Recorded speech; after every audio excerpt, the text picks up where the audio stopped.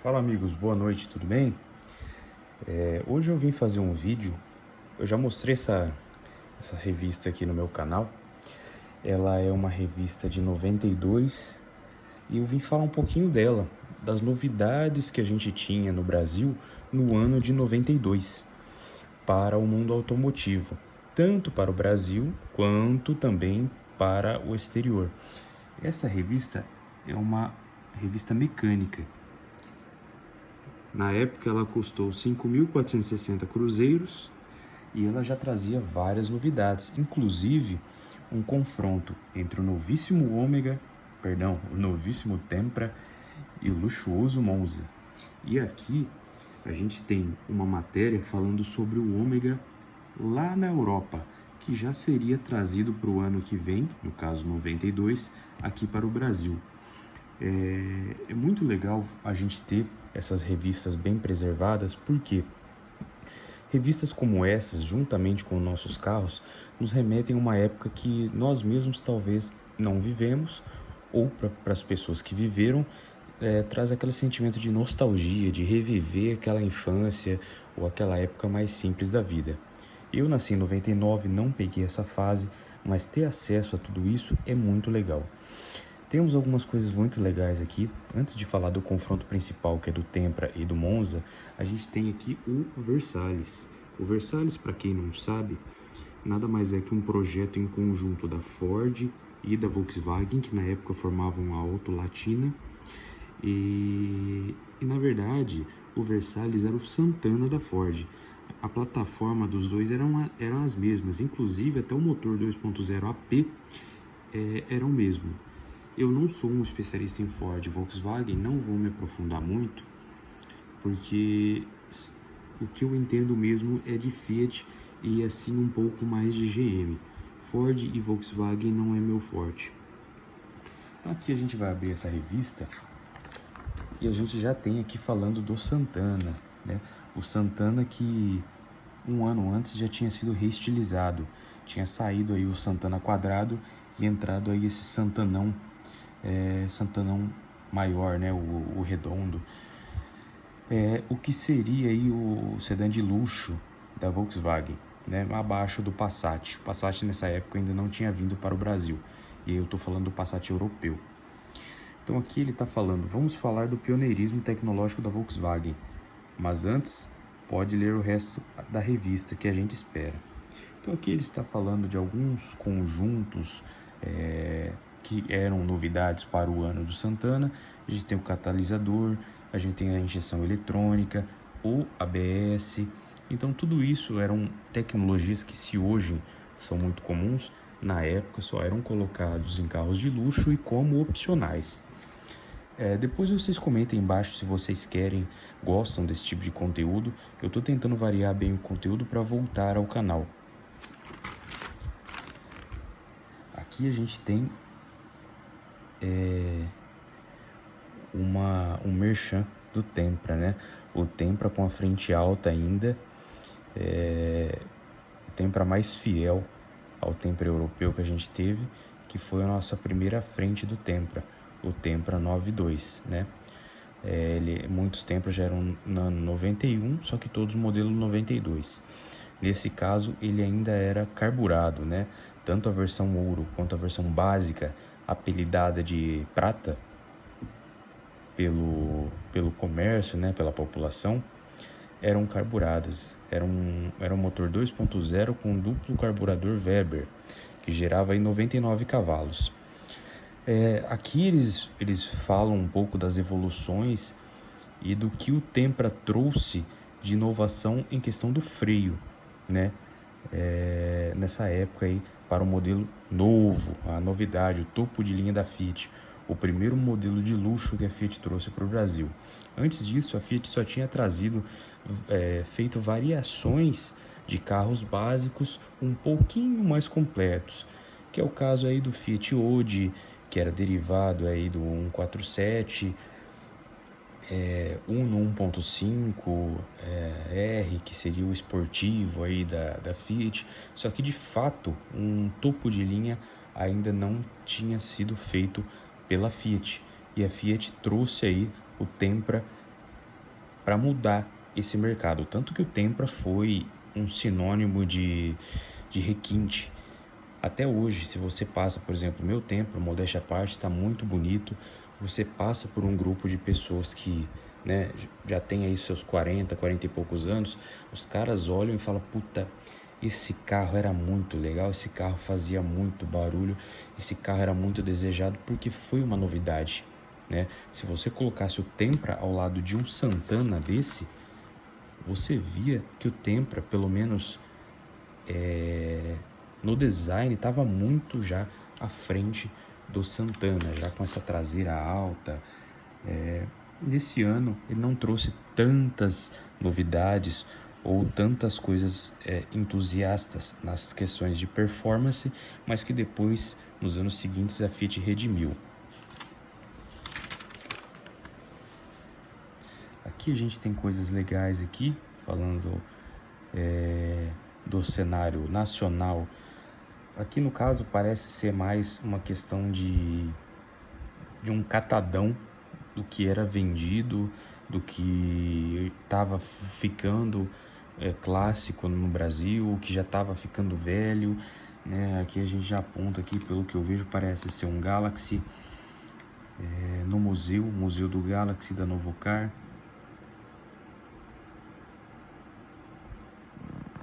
Que já estava virando carro de coleção, não fazia tanto tempo que ele estava fora de linha, fazia talvez aí, sei lá, 11, 12 anos.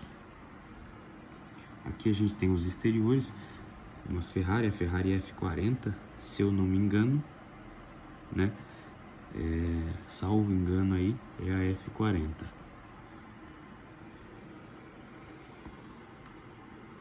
Aqui falando do Fusca, eu não sou, como eu disse, não sou especialista em Volkswagen, não manjo nada de Volkswagen, nem de Fusca. Aqui sim uma coisa muito legal, Cadete GSI. Nessa época a GM já trazia para o seu hatch médio a injeção eletrônica. O Cadete GS, que era Grand Sport, e o GSI, Grand Sport Injection, né, que era o Cadete injetado. Esse branco aqui, que eu creio que seja o branco Mahler, é realmente muito bonito. Ou é branco Mahler ou branco real. Eu realmente não sei muito bem das cores da GM. Eu trabalho numa concessionária GM atualmente, mas não sou um especialista de GM dos anos 90. Eu me aprofundei bastante na GM numa época que eu fui bem viciado no Ômega, mas isso já faz um tempinho, então eu esqueci bastante coisa.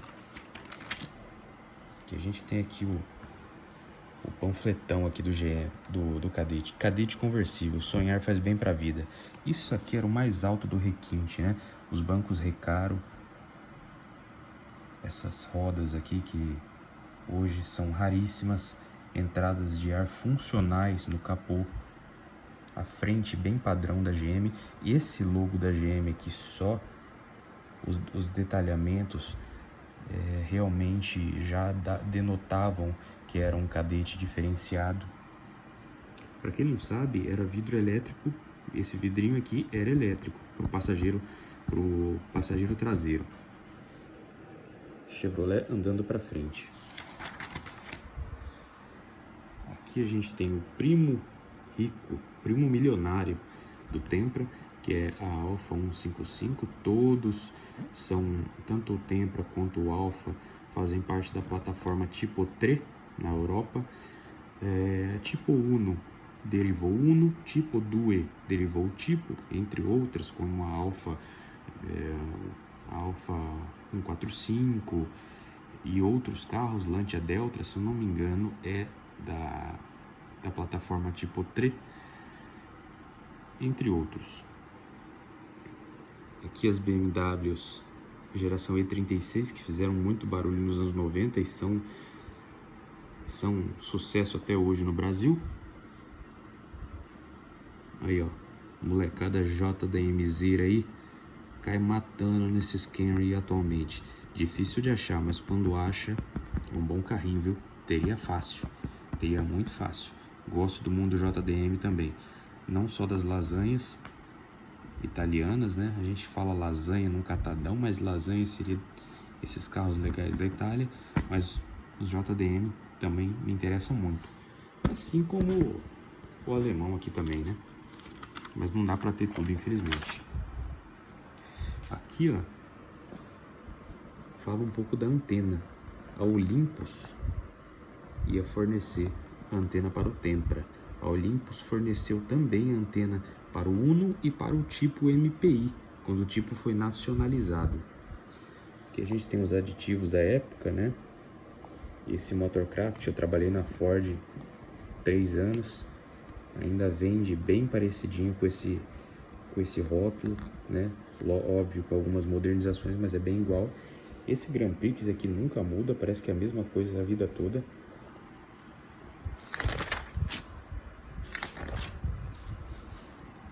Aqui, ó, para quem fala mal dos tunes atual, aí, ó, nos anos 90 já era moda. O tuning dos anos 2000, influenciados pelo Velozes e Furiosos, foi um caso à parte, foi bonito para a época. Eu acho que era questão de gosto até para a época. Eu particularmente não gosto muito daquele tuning exagerado, colorido, mas o tuning atual eu acho muito legal, que é aquele tuning um pouco mais sóbrio, onde você coloca um body kit de boa qualidade, um body kit que casa com o carro, tudo em tom mais sóbrio, fica muito legal. Eu não gosto muito desses volantes, tá? Nunca gostei, mas também não julgo quem goste. As rodas BBS que fazem sucesso até hoje, todos esses modelos de roda, esse aqui é roda Momo, imitando as rodas da Ferrari, faz sucesso até hoje você acha modelo dessas rodas. Não Momo tá difícil de achar, Momo valorizou demais, volantes Momo são um absurdo, mas tá aí, ó, em 92 já era moda. Aqui a gente tem a matéria do Ômega. Eu não vou ler a matéria toda, mas o que eles falam nesse catadão aqui do Ômega? Os repórteres da revista Mecânica foram lá para Londres e pegaram uma Opel Caravan, ou Opel Omega Caravan 1.8 para fazer teste. No caso, esse Opel Omega Caravan seria a nossa Suprema, lá em 93. Decidiram não usar o nome Omega Caravan, porque a Caravan Opala tinha saído há pouco tempo de linha. Então, para não ficar com essa confusão, eu comprei uma Caravan, mas pô, Caravan já saiu de linha, não, mas é o Omega, eles decidiram colocar Suprema, o que eu acho que casou legal. Eles deram uma versão aqui de teste bem básica mesmo, você vê que tem até manivela, né, na porta traseira, você vê que é um tecido bem parecido com o que vinha aqui na linha 92, mas parece que não é um tecidinho tão de tão requinte quanto que veio pra gente. O Ômega foi um carro de luxo, né? Mas não era um carro para ser o alto padrão da Europa na época. Haja vista que na Europa se tinha, principalmente em Londres, BMW vendia muito bem, Mercedes vende muito bem, então a Chevrolet decidiu não colocar tudo que dava no Ômega, a não ser, lógico, pela lenda, o Ômega Lotus, né? O Lotus Ômega, aquela versão feita pela Lotus, biturbo de não sei quantos cavalos, mais de 300 cavalos, se eu não me engano, que realmente é uma lenda.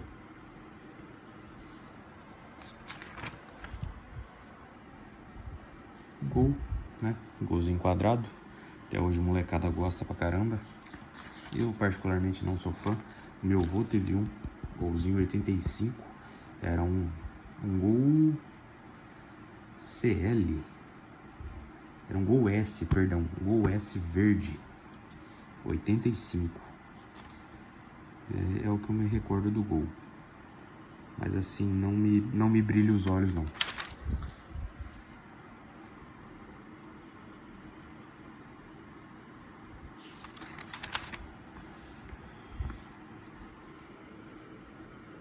Aqui, ó. Pneumania. Pneu usado aí, faixa branca, que o pessoal gosta. Roda BBS, vocês podem ver que já era uma tendência na época. Aqui você vê tampa de carburador, intercooler, o caralho todo. Duplo carburador. Era o que dava para fazer na época. E aqui a gente tem Tempra versus Monza. Nota-se aqui que o Tempra ganha em estilo. Pessoalmente, era um carro pensado depois do Monza, né? Era um carro pensado depois do Monza, mas foi um carro que não trouxe tudo que podia trazer em desempenho. Então, quem comprou o Tempra de primeira leva, comprou pelo requinte, comprou pela novidade, comprou pela tecnologia de bordo, mas não dá para dizer que comprou pelo desempenho, né? Aqui a gente tem o velho Família 2 da GM, que sempre gerava os 110 cavalinhos aí, e aqui a gente tinha o motor de 99 cavalos a gasolina com carburador. Esse filtro aqui, ó, vocês podem ver, ele não foi usado, tá? Esse tipo de filtro aqui. Esse carro eu creio que era um protótipo ainda. Ó, aqui a gente vê os requintes da Fiat. A primeira safra do Tempra aí no Brasil, aquele com painel mais quadradão, trazia o comando dos vidros na lateral, assim como o retrovisor elétrico ali na moldura interna do retrovisor. Esse retrovisor fez muito sucesso quando saiu, porque é um retrovisor bem aerodinâmico e o porta-luvas com abertura total. Aqui, vocês podem ver que aqui era um protótipo, porque aqui vinha uma lanterninha. Olhando frente a frente, dá pra ver aí que o Tempra tava à frente, né?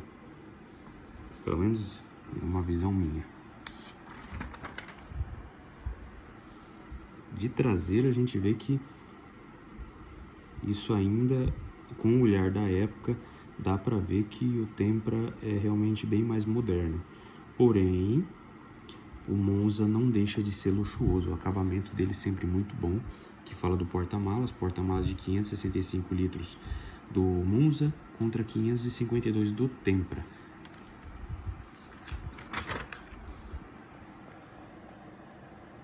Esse tecido do Tempra é absurdo de confortável. Na verdade é um veludo isso, né? O do Monza não é diferente, mas aqui você já vê, ó, já denota a idade do painel do Monza, né? É tudo muito concentradinho, muita informação ali, tudo muito perto, parece que não é bem, não tem um design condizente para a época, diferente do Tempra, que já é mais sóbrio, né? Retilíneo, porque o início de 91 ainda estava na moda dos carros bem quadrados, mas você vê aqui, ó, que já é mais sóbrio, é um painel mais sóbrio, que olha lá, até fala aqui, ó, o painel do Tempra é mais atual, mas o Monza tem computador de bordo. Então o Monza traria aí também umas tecnologias à frente do Tempra nesse sentido. Coisas que depois na linha 94 do Tempra foi resolvido, né? As rodas dos dois, particularmente não gosto muito dessa roda do Tempra, apesar de ser um clássico, não gosto. Virou manjada, Uno usa, Tipo usa, Palio usa, então assim, perdeu a graça, se vê muito, então particularmente não gosto. Se eu tivesse um Tempra desse ano, provavelmente eu trocaria as rodas. Para quem tem dúvida, eu não sou um purista, não sou um Zé Frizinho, eu sou aquele cara chato com o carro, porém eu também não sou um cara que faz questão que cada parafusinho seja original Fiat, que tenha saído de uma embalaginha Fiat. Não, eu gosto do meu carro bonito, com manutenção em dia, que ainda seja um Tempra, né, não seja um Frankenstein, mas também não faço questão de que tudo seja originalzinho Fiat. A roda desse caso no Monza eu acho mais bonito, apesar de ser 13. Então aqui a gente fala do Versalhes, vou passar um pouquinho para frente, né? No mais é isso que eu queria mostrar. Essa revista tem bastante coisa legal. É um protótipo aí de um conteúdo novo aí pro canal, de interação, pra gente angariar mais pessoas, porque assim como eu gosto de ver esse conteúdo em outros canais, creio que pessoas também gostariam de ver, né? Então, fica aí um videozinho aí, pouca coisa a respeito dessa revista mecânica. Aliás, essas baterias AC Delco existem até hoje, são usadas nos GM 0 km. Como eu disse, eu trabalho numa concessionária GM, todos saem com bateria AC Delco. Beleza? Então fica aí mais um videozinho aí diferente, não falando exclusivamente do meu Tempra, mas falando dessa revista que eu já cheguei a mostrar 2 vezes no canal.